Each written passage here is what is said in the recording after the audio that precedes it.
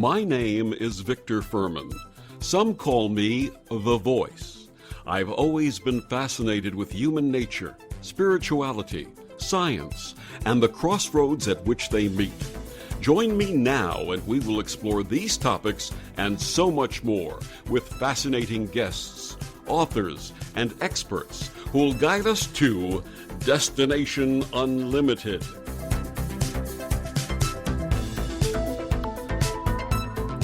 My guest tonight is Reverend Laurie Sue Brockway. She's a New York City wedding officiant, journalist, and author who has married hundreds of couples and has written extensively on love, romance, marriage, and weddings. She's widely recognized as an expert on interfaith, intercultural, and highly personalized non-denominational weddings and is known for her warm, loving, and creative approach to blessing couples of all backgrounds. Her work often calls her to help couples with complex cultural and spiritual issues. She guides them on their journey to the altar and beyond, and also helps families manage wedding conflicts and reduce wedding stress. New York Magazine lists her as one of the top interfaith officiants in the New York City area. She combines her skill as a writer with her expertise in relationships, weddings, and spirituality in her books, as well as her column in the Huffington Post and 3 Tomatoes.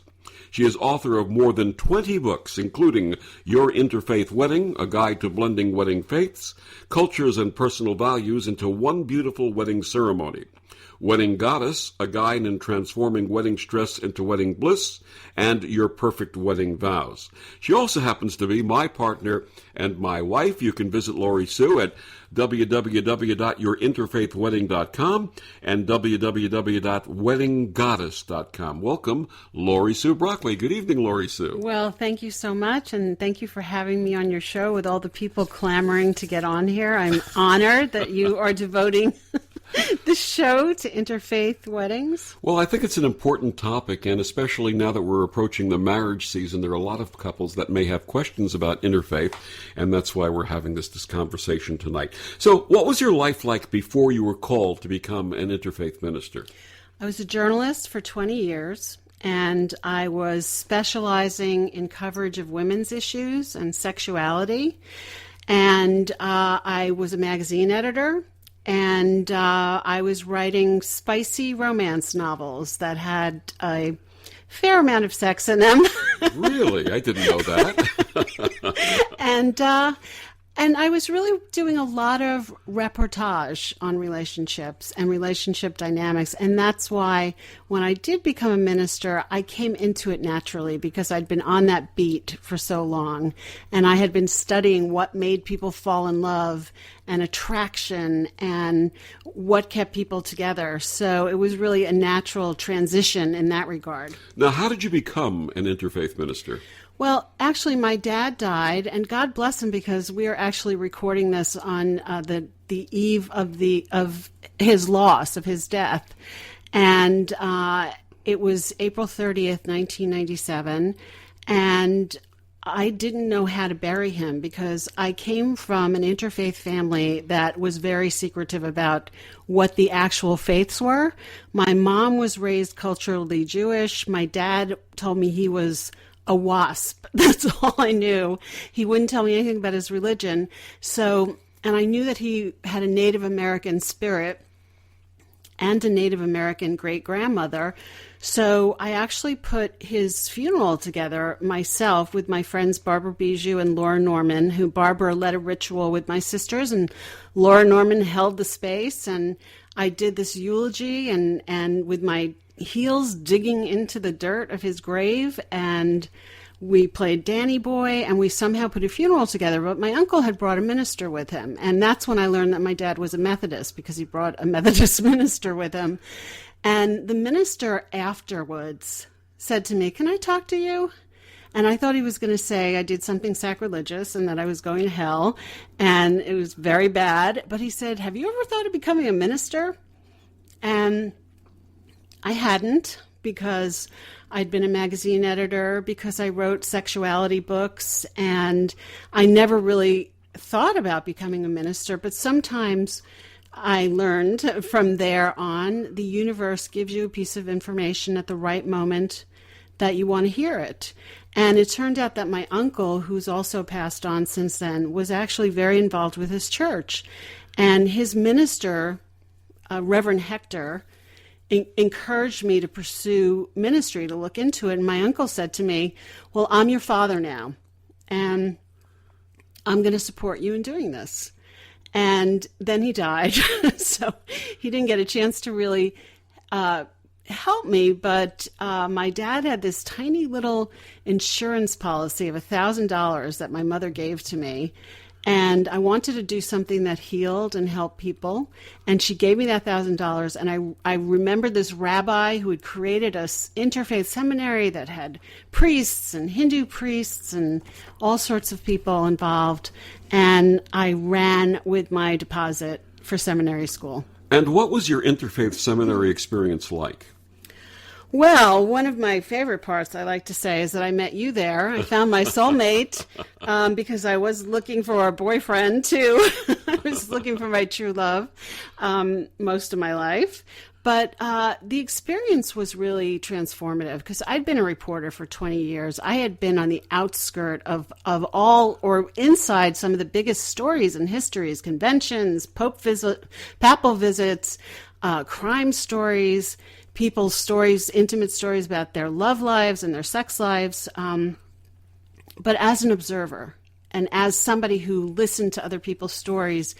And in seminary, I would have to say that my heart really cracked open because there was a part of me that always had this sort of bulletproof vest on that kept me safe from feeling, or try to keep me safe from feeling other people's emotions or being in the situation with them, like a wedding or a funeral or a loss. And I learned how to work with people. I learned about spiritual counseling. I learned how to listen. I learned how to sit with people in their time of need. I learned how to marry people. And that was the thing that really got me most excited, because the idea of helping people start their lives together after all my years of covering romance and relationships, of actually being the person that helped them get to their wedding day, that wrote their ceremony, that worked with them and worked with their families, was really exciting. Now, what is an interfaith marriage by definition? Well, interfaith is essentially when two people of different faiths come together and get married. We think of it often as a Jewish-Christian interfaith wedding. That's one of the popular combinations. But it can also be a Hindu from Guyana interfaith wedding with a Jehovah's Witness from the islands. You know, it just could be, or from the Bronx or from Queens or Long Island. I mean, there's so many cultural elements that also come into play. But essentially it means that two people of different faiths have decided to marry each other, and they are therefore blending together their faiths and their families, and sometimes also cultural traditions. Now, is there a common thread between these couples? I like to say it's a four-letter word, LOVE, because they have to love each other to really to decide to marry each other in the first place. But interfaith couples, you know, I had a dean once, Joyce Lichtenstein, who said that every couple has a dragon to slay. And I realized that interfaith couples have two dragons to slay.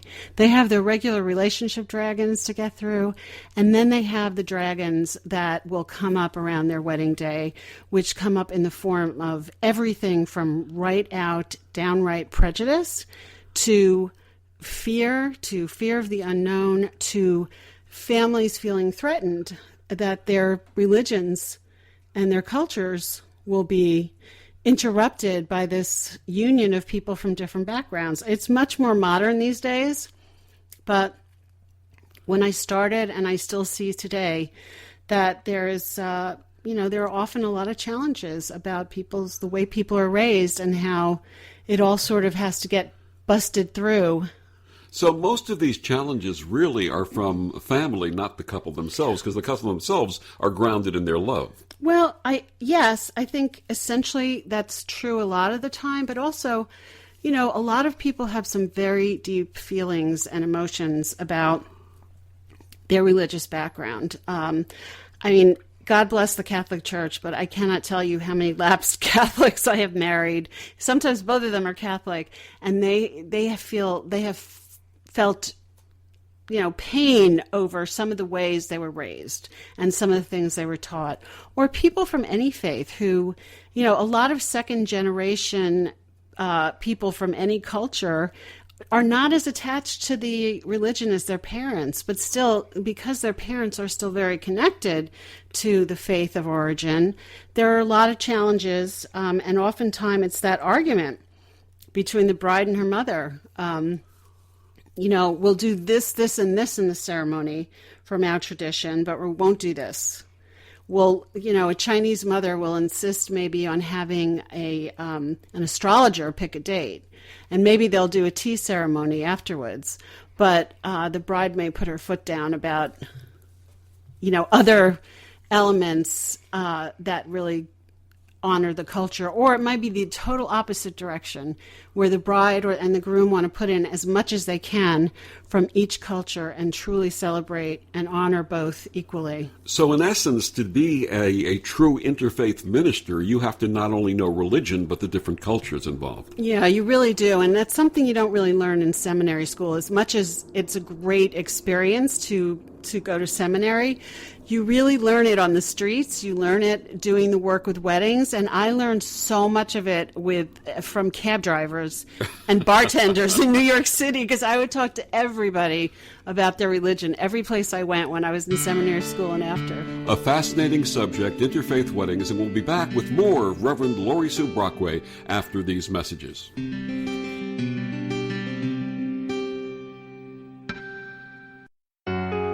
Circle of Hearts Radio is a sanctuary on the airwaves.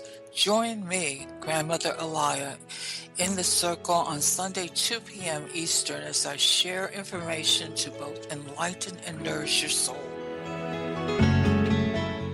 Have you ever wondered how to change your love paradigm? The secret key is finding a love partnership, not just a regular connection. How do you find these? Through conscious relationships. Ascending Hearts Dating is a dating site for people like you that believes in second chances and a different type of spiritual connection. Try Ascending Hearts for free today at ascendinghearts.com and change your love paradigm. Ascending Hearts, the premier dating community for the spiritually awake. Me, a cat, moving in with a new human. It took a little getting used to. She has these weird games she likes to play, like this giant feather. She sticks it in my face. I swat it away. She sticks it in my face. I swat it away. It's almost like she thinks I enjoy it. But seeing how much fun she gets out of it, well, I guess it makes it all worth it. Humans. A person is the best thing to happen to a shelter pet. Be that person. Adopt. Brought to you by the Ad Council and the ShelterPetProject.org. So, I'm a dog, and I'm kind of new to this family, but I've noticed a trend. My humans do this thing where they go around and get all my toys and hide them in this basket. But it's always the same basket, and it's always the same place. And then they act so surprised when I find them. But I'm like, hello? That's where you put it last time. Humans are the worst at hide and go seek. A person is the best thing to happen to a shelter pet. Be that person. Adopt. Brought to you by the Ad Council and the ShelterPetProject.org. You're listening to OTR FM, part of the IOM Radio Network.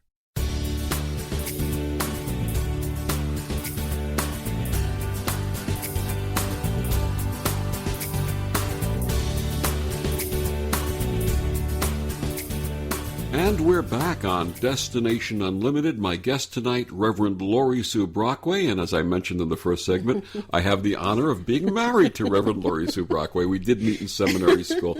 So, Laurie Sue, how do you blend your writing and your journalism and your authorship skills that you brought into your life as a seminarian with the couples that you work with? Well, thank you so much for asking that, because, I've been a writer really for 40 years, and that never stops. It's taken different forms. I want to tell a short story. When I first graduated from seminary, I had the great honor and pleasure of meeting Father Paul Keenan, who was the head of the assistant director of radio for the Archdiocese, and he helped launch the Catholic Channel, and he also wrote a number of books. And he wrote columns. And I thought when I graduated from seminary that I had to stop being a journalist and that I wasn't allowed to do that anymore. And he and I had a talk one day, and he said, no, that's part of your ministry, that you're a writer too. So how it's manifested for me in my spiritual work and my work with couples is, number one, I write really personalized ceremonies, and I love doing that. I love interviewing the couples. I use all my repertorial skills to find out about them, to find out what they love about each other, and I love to blend that into the ceremony. And I use all my investigative journalism skills to find out more about wedding traditions and cultures.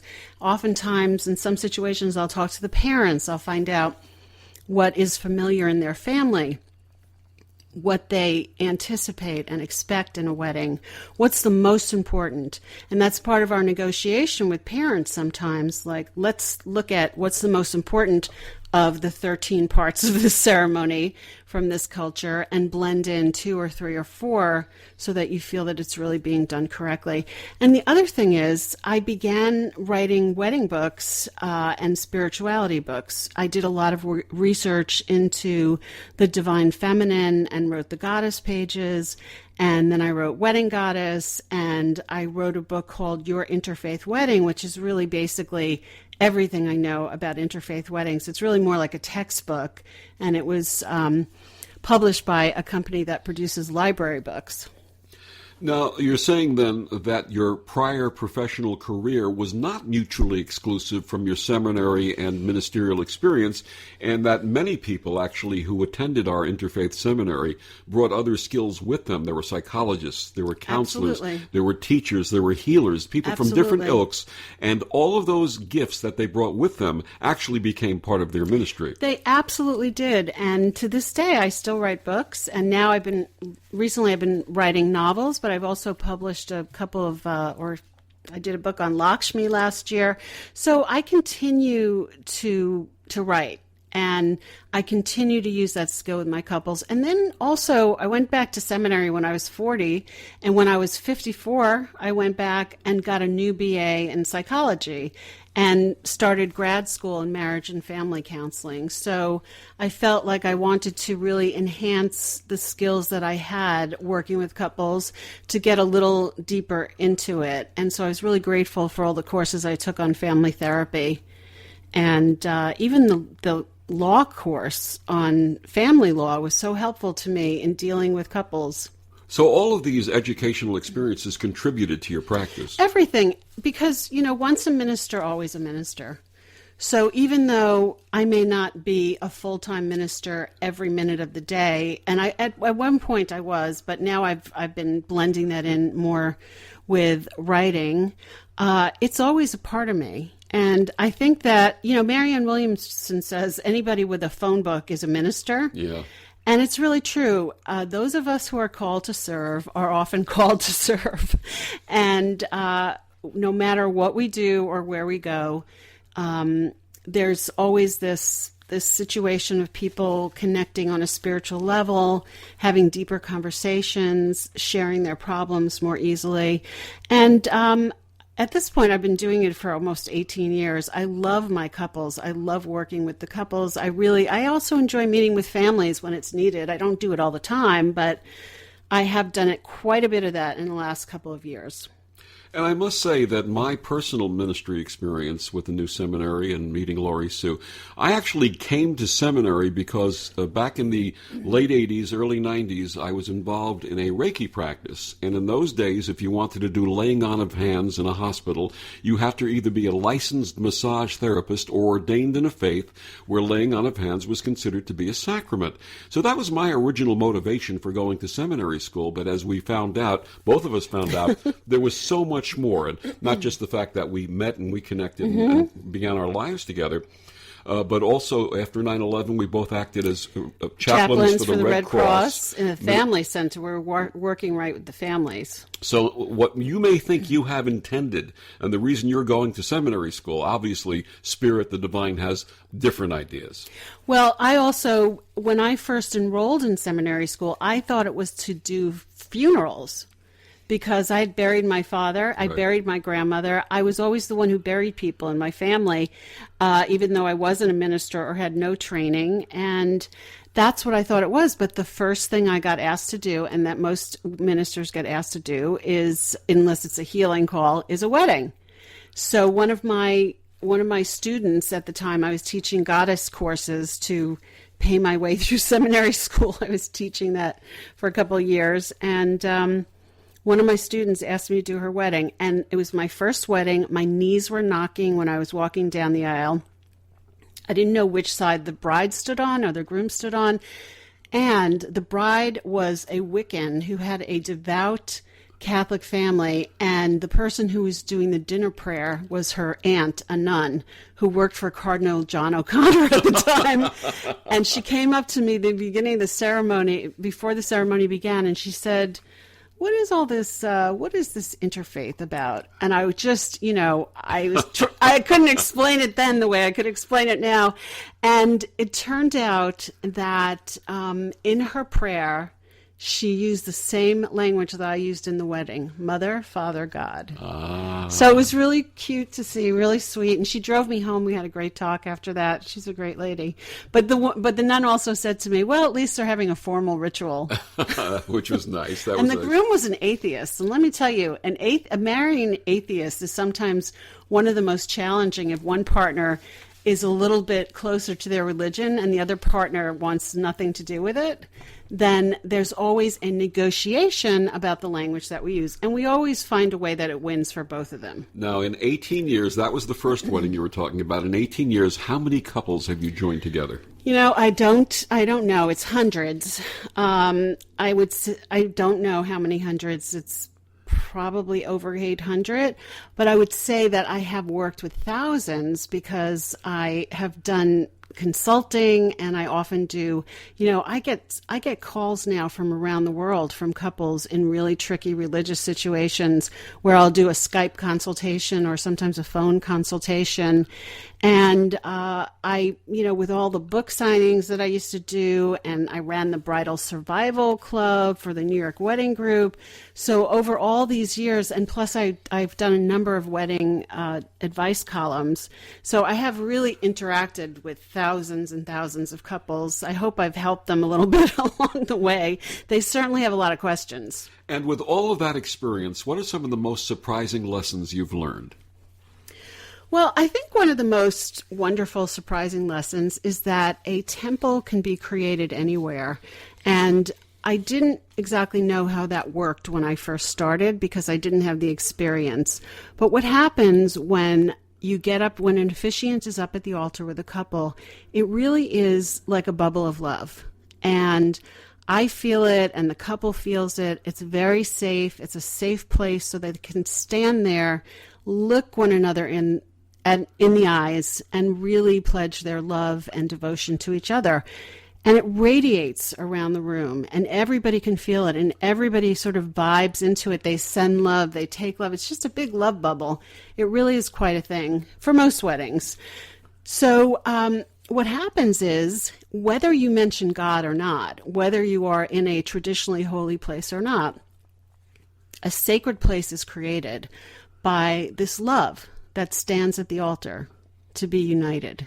And Jesus said in the Christian tradition, wherever two or more are gathered in my name, there is love, and I am present. And from John, those who know love know God. Absolutely. So that's what I tell my atheists, that whether you call it that or not, we'll call it LOVE, but some people might think of it as GOD, and that's okay. And ultimately, in every culture and every religion, the foundation of what people believe in is love.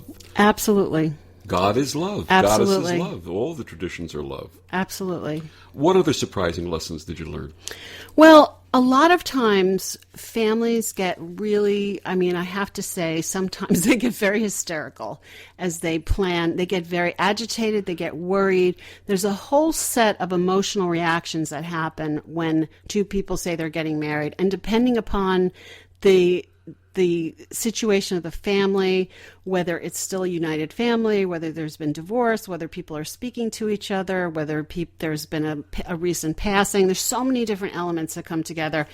And people are, when they get into a situation with a wonderful couple, bride and groom, bride and bride, groom and groom, their own emotions get projected onto the couple. Their own needs get projected. And so people are often manipulating and guilting the couple into trying to move the wedding or the seating plan or whatever in the direction that they need it to go. So, and sometimes there are really some severe religious issues. And I have seen I thought I've seen everything, but every year I see something new. And we'll address those in our next segment, but please tell our listeners how they can find out more about you and your books. Well, I have a couple websites. One is weddinggoddess.com. The other is yourinterfaithwedding.com. I have a column on the Huffington Post called Reverend Laurie Sue Brockway, and I have a column at Three Tomatoes called The Romance Reverend. And my books are available at all major sellers, Amazon, Barnes & Noble. And wherever great, wonderful interfaith wedding books are sold out, obviously. Yes. And we'll be back with more of Reverend Laurie Sue Brockway and the interfaith wedding concept on Destination Unlimited on OMTimes Radio after these messages. The number one reason girls drop out of school in sub-Saharan Africa is lack of access to feminine hygiene products. The Pads for Schoolgirls Project, an outreach of Humanity Healing International, is changing this paradigm by setting up sewing programs at schools, teaching girls a vocational skill, while producing the reusable pads that help keep them attending classes. The girls pay it forward by making and giving pad kits to other girls in need. To learn more, visit humanityhealing.org. Humanity Healing is where your heart is. Do you have time to read that inspiring book? Or that blog post you've been meaning to get to? In your busy world, how do you improve yourself and keep your life going? I'm Lisa Kay, and my Between Heaven and Earth radio show can transform your life just by listening. Be uplifted with inspiring topics, positive stories, and ideas that really work. Between Heaven and Earth radio is conscious living for your soul, every Wednesday at 4 p.m. Eastern Time. I was somewhat discouraged because there seemed to be a large majority of white people in the AA fellowship. I had so many old ideas about race, I thought that recovery was only for white people. But I kept coming anyway, because there's a little defiance in me still. And I would not accept that this miracle was racist. So I stayed. And like everything else, my perception began to change. I started to see that just about everybody thinks that their problem is just a little bit different than everybody else's. The longer I stayed with AA, the more I realized that we're all in this together. Alcoholics Anonymous. It works. Look us up. Check your phone book, newspaper, or AA.org. What uses more water than a month's worth of showers, causes more greenhouse gas emissions than a 20-minute car ride, and requires 14 square feet of rainforest to be bulldozed? The answer? One hamburger. Raising animals for food damages the environment more than just about anything else we do. So this Earth Day, save the planet, save animals' lives, and save your health. Try vegan. For tasty recipes, visit PETA.org.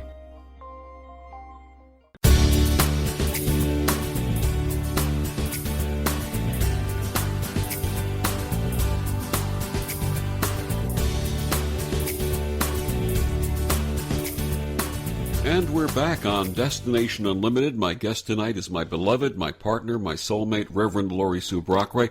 Laurie Sue, at the last segment you were talking about every year you see or learn something new. Why don't you share some of those? Probably several things new. Well, in the last few years especially, I've been doing a lot of spiritual counseling, and I've been called to it more than I ever have in years before. And, the situations with family life being so complex, as I mentioned, make weddings so much more complex these days. But there are always, most of the couples that come to me to marry them are ready to get married. But then I have couples also that call upon me to help them try to sort things out. And last year I had a spate of people asking me for help where the bride was Muslim and the groom was Hindu, because I specialize in Hindu weddings, and they found their way to me. And in the Muslim tradition, it's just not allowed for a female to marry outside of her faith. And it's definitely not allowed for her to marry a Hindu, because Hindus are not considered, quote unquote, people of the book. And there's certain rules in that faith, and I learned a lot about that I actually didn't know. And I used it for other couples as the summer progressed. And for the first time in my awareness in all these years, a couple came to me as a last resort to see if I could help them figure it out. And the bride ended up going home to her mother, because her mother said she was going to divorce. She would disown her, and the bride was not willing to give it up. And the groom was devastated. So I worked with him a little after that. I mean, they didn't blame me for it. It was just, that's where they were. And it really showed me, because, as I said, so many of the couples that come to me have already looked at least a little bit into some of the religious issues, and they're there to get married. But when a couple comes trying to figure out if they ever can get married, if they could ever bring it out in the open, if they could ever be together, it's really heartbreaking when love can't win. Now, how often does love win in those situations? Well, I think certain faiths just do not have a lot of flexibility. There are certain beliefs, and there's certainly a lot of beliefs about women and what women are supposed to do in every single faith. And women are indoctrinated into this. And, if they're not in New York City, which is a very hip, happening place where everybody's interfaith and intercultural, this couple was in England. They're dealing with a less of a support system. And, the issue also with this couple is the groom was willing to have a Muslim ceremony, to have a nikah. Right. He was willing to do that, but he was not willing to tell his Hindu parents, and her parents were wanted all in or nothing. Right. So I have to say that, our parents manipulate us too sometimes, and it's not always about religion. And God bless that couple, and I hope they're both doing well. I know they were both heartbroken, and it was very sad. It was just so sad that there couldn't, this guy was compromising down to the bone. He was going to do everything except the one thing, which was convert. No, which was tell his parents about it. Oh, I see. He was willing to do it, he didn't want to hurt his parents. I understand. But, when we come to a point where we have to get lost in lies and we can't make decisions for ourselves, I have to look and say to a couple at some point, you are 28, and at some point in your life, also, you're going to have to individuate from your parents. And they can't control everything you do. So it's not like she was so apart. She wasn't that connected to her faith. Right. It was the parents making demands. And this happens all the time. A Catholic mom wants a Catholic wedding. It could be any number of things. And they are within their rights to do that. And I will always say to a couple, if you get married outside of the church, then you can't get your baby baptized unless you all have the Catholic member of the partnership has all their sacraments. Right. And then you got to get married again in the church. It's not considered an official sacrament of the church, right, but it's a legal and loving marriage. Right. But some religions simply are not on board. And then there are other religions where, a rabbi will come, or a Hindu pundit will come, or a Presbyterian minister will come and do the wedding Right. I remember I did a wedding As a for a couple co-officiant. where the groom was Muslim and the bride, I believe, was Christian, and they had a nikah first, and then I did the interfaith ceremony afterwards. And the imam who actually did the nikah was very wonderful to me and very embracing to me, and we developed a wonderful relationship. So there's a lot of times where these transitions can take place, and take place because of the fundamental understanding is love. Yeah, and that's really what it is. And when two kids are like torn apart from their love, it's a little upsetting. And yet I respect the world religions. I respect people's religious beliefs. I would never want to do anything to impinge upon those beliefs to the best of my ability. That's why when we have a situation where the parents are very close to their faith and they feel it's very important to be a part of the ceremony, I'll say, come meet me, we'll sit down and we'll talk about it together.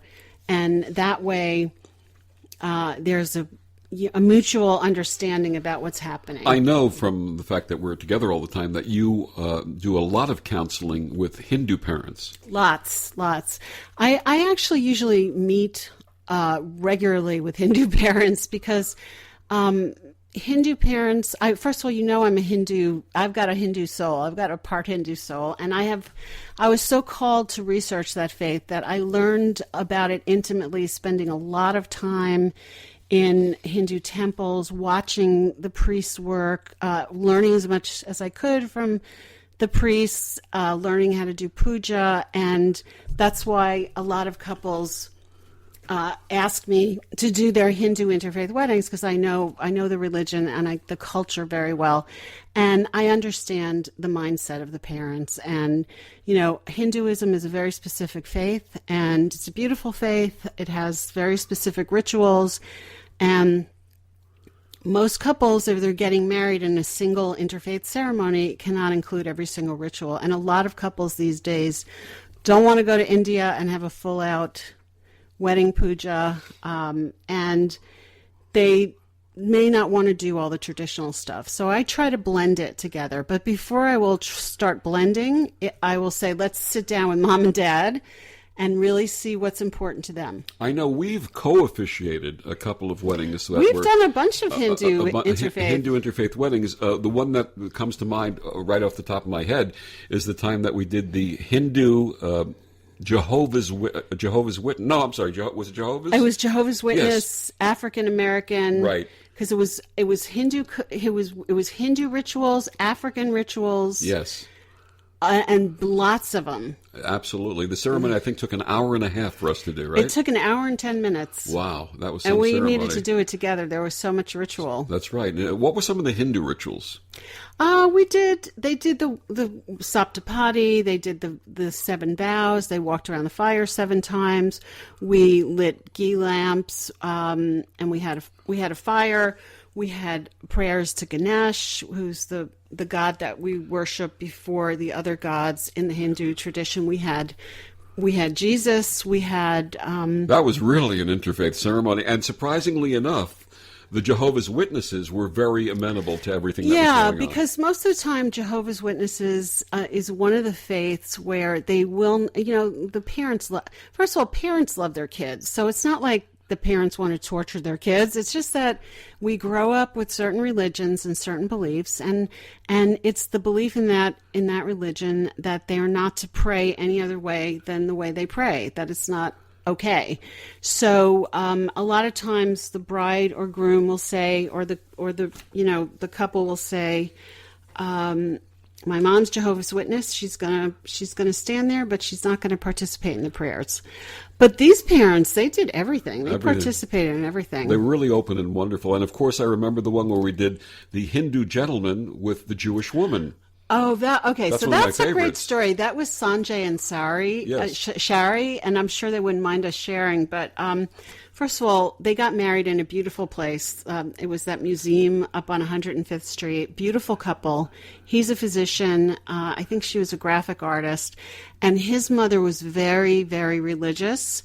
And her mother was very religious Jewish. And his parents were very pious Hindu.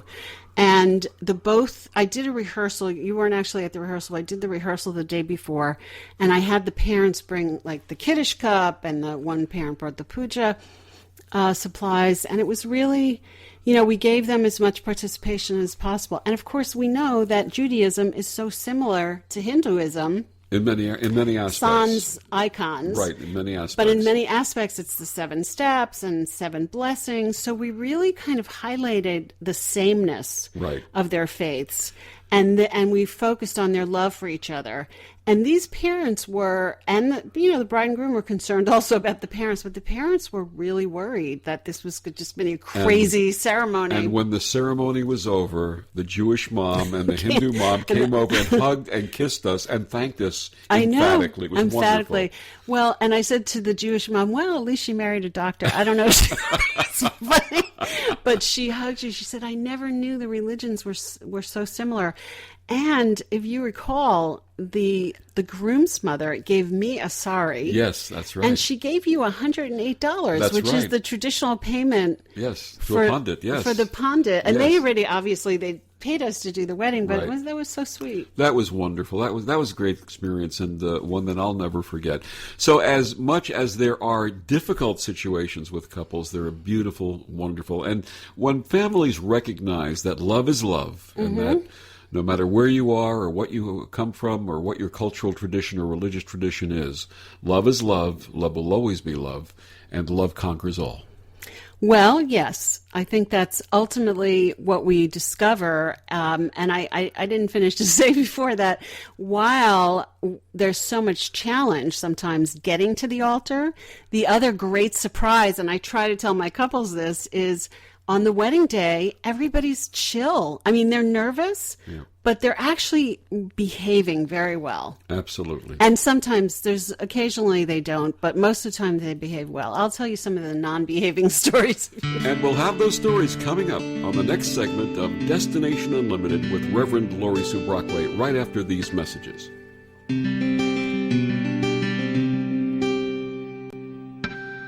As difficult as it is to believe, there are places in Africa where human traffickers sell albino children and their body parts for use in magic rituals. Humanity Healing International is actively working in Uganda to change this paradigm. The Albino Rescue Project finds albino children who are at risk and places them in safe schools and environments where they can learn and grow free from fear. To learn more or to sponsor a child, visit humanityhealing.org. Humanity Healing is where your heart is. Matt Connerton here. Join Jen Coffey and I twice a week for Matt Connerton Unleashed, a political talk show that's a little different than what you're used to. No liberal or conservative agenda here, just an honest dialogue about truth and how things really work in the world of politics. Matt Connerton Unleashed, every Tuesday and Thursday night at 11 p.m. Eastern on OMTimes Radio. Join Elliot Jollish, the business therapist, each Tuesday at 5 p.m. Eastern for the Elliot Jollish Hour, as he interviews business experts on your behalf.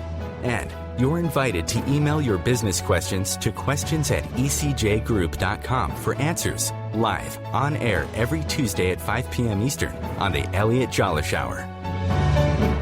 Hey, America, we need to have a little talk. We've got more food than we know what to do with in this country, yet 17 million kids in America are struggling with hunger. Makes no sense. Luckily, the Feeding America nationwide network of food banks has volunteers gathering excess food and getting it to hungry kids. They're kind of like food angels. Hey, become a food angel yourself by supporting Feeding America and your local food bank at feedingamerica.org. We can't do it without your help. Brought to you by Feeding America and the Ad Council. OMTimes Magazine is one of the leading online content providers of positivity, wellness, and personal empowerment. A philanthropic organization, their net proceeds are funneled to support worldwide charity initiatives via Humanity Healing International. Through their commitment to creating community and providing conscious content, they aspire to uplift humanity on a global scale. OMTimes, co-creating a more conscious lifestyle.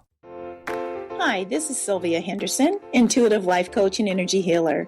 Are you ready to elevate and rise way above your normal? Be sure to listen to my show, Intuitive Transformations, on OMTimes Radio, Sunday evenings at 9 p.m. Eastern. Get the inspiration you need to transform your life.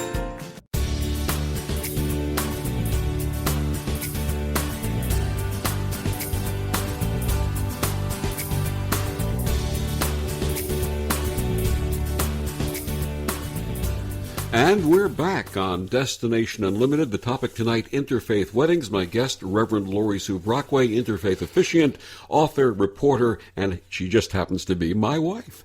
So in the last segment, you're going to share some of the positive and wonderful experiences that have come through interfaith weddings. Yeah, I thank you for asking about that, because the truth is, most of the time, a wedding is a healing, and that's how it's meant to be, and that is certainly how I approach it. It's really taking two people who are really like individual grains of sand. We have a sand ceremony for that, and pouring them together in one bottle, taking their individual parts and melding them into this marriage, and also blending in their families and their religions and their cultures. So, a lot of times couples start out very nervous because they are not sure how they can do that, if it's possible. And after we kind of look at the different things that are important to them, which is really the crux of it, we know that your family, what are your family beliefs and what are your beliefs? And if you're going to have kids together, what would you want to teach your kids? And I think it's really important to bring all of those elements of these two people and their families together in a very healing and uplifting way. Now, that's an important question, because if couples plan on having a family and having children, the question of how to raise those children, which faith or both faiths or all faiths, comes into play. How often do you have to counsel that? Well, a lot of times I do get quite a lot of couples who ask for my support in that area, but usually not before they get married. I do bridge that question. I talk to them about it. I've asked if they've thought about it. When we look at what's going to be in their ceremony, I say to them, if you had kids together, what would you want to tell them about your religion and your faith and your appreciation or attachment or lack thereof? And try to kind of blend that into the ceremony. But most couples don't want to do kid counseling before they get married. They're so stressed out about getting to the wedding day that a lot of them have had conversations, and I love it when they've had major conversations together and they know what they're going to do. But it is a process, because blending, marriage is a process. So blending faiths and cultures, and are we going to have a Christmas tree? Where will there be Hanukkah candles? Are we going to go to the Hindu temple on Diwali? How will we? Are we praying several times a day? Looking at all the elements of faith are really important. Now, one of the beautiful extensions of this is that after the fact, many couples have had children and asked you to bless their children. Yes, we do a lot of baby. You and I have done a bunch together too. Yes, I have done many baby blessings for my couples, because they want also an interfaith baby blessing, but they want their babies blessed. Here's the thing. It's about blessing. Unless you don't like the word blessing, because I have a groom that I'm working with right now who does not like the word bless, and I had to delete it. And if ever we had to change it to enhancing and all sort of different language. But that's what we do. We make the language so that it resonates in the ears of the couple. And also in terms of healing, so many of my couples, we since same-sex became legal, and even before that, but especially since it's become legal, of course, we all do a lot of same-sex marriages, and often my same-sex marriages are interfaith also. So, what are the special challenges there? Well, again, it always involves parents for some of these challenges, especially the Hindu parents. But I had one couple where one of the brides was Christian and the other one was Hindu, and both the parents had a lot of questions about how it was going to come off and how they were going to look and everything. And I have to tell you, it was really an amazing moment when I led that couple around the sacred fire. They led each other. So they took turns. The Hindu bride led for 3. The other bride led for 3, and then because usually it's the boy leading the girl, right. And then on the 7th they walk side by side. Wonderful. I almost was in tears, because everybody in that whole audience was so touched by that. It was really beautiful. But it's interesting that the parents were more concerned about the ceremony than they were about the fact that their children were getting into a same-sex marriage. They loved it. It wasn't about the individual women. They were both amazing women. They loved each other dearly. They were great partners. Nobody had a problem with that, and that's often the case. I mean, look, it's 2016. There's still a lot of issues, but a lot of times that is not the issue. It's more, are you going to mention God? And what are the relatives going to think about the religious piece? Right. Interestingly enough, and that's what I find a lot. And then, there are things that we do to kind of to blend in the problem spots. Like I had a couple that I married. They were both Christian. One of them had a very, very religious mother, and she refused to come to the ceremony. But the two sisters on both sides came, and they represented the families. And inside the wedding, we said a prayer for the parents who were not there, just to send love. And things like that happen too. But the couple has to have an experience. If they're choosing to marry each other, they have to have an experience that makes them feel completely married, whether everybody approves or not. And you've had the opportunity of doing the joyous parts of the marriage and even blessing children who have come from the marriage. And unfortunately, there was one situation where you actually married a couple and had to do the groom's memorial service after the fact, which was a really touching thing. I'm glad that's only happened once so far. But very sadly, one of my couples, 7 years later, and they were married on a rooftop in Manhattan. They were an amazing couple. I remember they used music from Rent for their processional and their recessional. 7 years later, the bride called me and she told me her husband was literally dying, and he was at Sloan Kettering, and he wanted me to do his memorial service, and could I go to Sloan Kettering and meet with him. So I got to tell you, he was really, he died a couple of days later, but he was amazing. He was in terrible pain. He was going through the worst. They were about to send him to hospice. And he spent 2 hours going over with me exactly what he wanted. And then I understood why, because his parents had different ideas and he knew they would. Yeah. And so when I got to the part where I spoke to the parents, which of course I did, and they said, well, what about this? And I said, he really wanted this and he didn't want that. And he wanted, Elvis, and he wanted The Who, and he wanted certain music. And I felt really, and the parents were very reasonable, but of course they were grieving.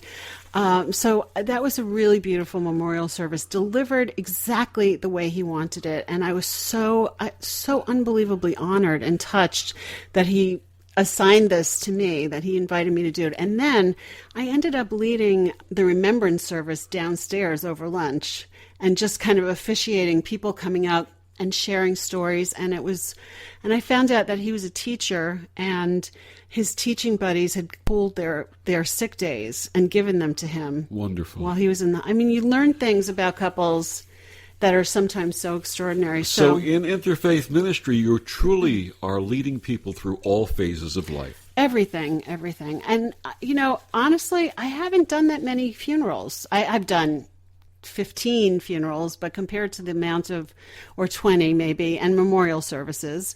But I have not done a ton of funerals. It's not what I've been called to. Now, you wrote a manual called Your Interfaith Wedding, a guide to blending faiths, cultures, and personal values into one beautiful wedding ceremony. What inspired you to write that book? Well, it was a very personal mission for me, because in all my years in interfaith wedding ministry, and as a writer, I felt like I really needed to put it in book form, because people ask me questions and I like to kind of put it someplace where they can read it. I've served so many diverse couples from so many different backgrounds and points of views. And so I wanted to really do an overarching book of what interfaith is from the larger vantage point. And so this is filled with prayers and actual ceremonies. And when people call me and ask me how to be a better wedding officiant, interfaith wedding officiant, I say, buy this book, because everything is in there. But I have actually thought of doing a course on how to be a great wedding officiant, because I do get people asking me about that a lot, and I don't really train anybody. You and I should do that. And share about your other books, please. Well, one of my newest wedding books is Your Perfect Wedding Vows, and that's really a book I put together for my couples 18 years ago, or 15 years ago, that I've grown and developed over time, and I finally just published it and put a pretty cover on it and put it on Amazon. And it's whenever somebody contacts me about their wedding, I send them that book first so they could start looking at wedding language. So in essence, all of your practice and your ministry has actually led to the creation of these literary works. Absolutely. And of course, I did a number of goddess books. I did The Goddess Pages, A Goddess is a Girl's Best Friend, The Magic of Lakshmi, and a book on Alakshmi. And these are related to the Hindu holiday of Diwali. And I write. In recent years, when I went back to school, I started doing articles about psychology and emotional health, and I still do reporting in that area. And it's everything I learn about human nature and the human brain helps. But much of what I do these days is spend time talking with couples about the ceremony that they want to have, and then writing that. Fascinating topic, interfaith weddings, the interfaith ministry experience. My guest, my wife, my beloved, my soulmate, Reverend Laurie Sue Brockway. Laurie Sue, please tell our listeners how they can find out more about you and your work. Go to my website, www.weddinggoddess.com, or yourinterfaithwedding.com. I have a column on the Huffington Post in the wedding section, or just search Reverend Laurie Sue Brockway. And all my books are available on Amazon, Barnes & Noble, and other sellers. Laurie Sue, thank you so much for joining me tonight. Normally I say goodbye to my guests and then I don't talk to them. I just disconnect the phone. Will I get a kiss? You get a kiss, and we'll have dinner together and everything else. Thank you so much for being with me tonight. It was a lot of fun. You know how much I love OMTimes. And thank you to our listeners for joining us on Destination Unlimited. I'm Victor the Voice Furman. Have a wonderful week, everyone. Good night.